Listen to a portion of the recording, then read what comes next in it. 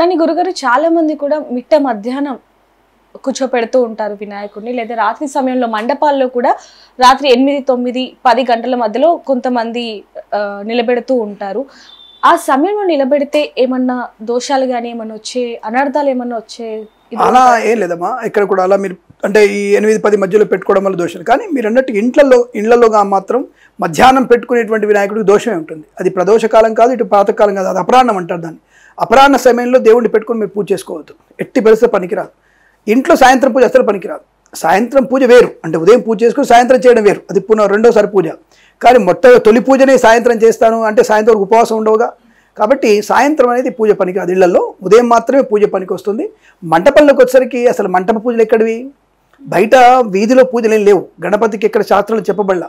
అది లోకమాన్య బాలగంగాధర తిలక్ గారు అనుసరించినటువంటి ఒక పద్ధతి. స్వాతంత్ర్య సమరంలో అందరూ సమావేశాలు కావడానికి 9 రోజులు పూజ పెట్టుకున్నాడు ఆయన.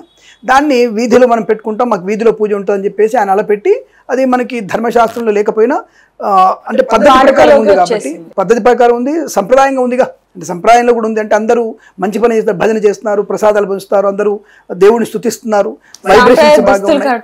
సో ఈ రకమైనటువంటి కల్చర్ని మెయింటైన్ చేస్తున్నప్పుడు తప్పకుండా మనం మనం అనుకూలంగా దాన్ని మలుచుకున్నాం కాబట్టి అది చేయవచ్చు. దానికి రాత్రి 7, 8, 9, 10 అనేది దాని దోషం ఏం కాదు.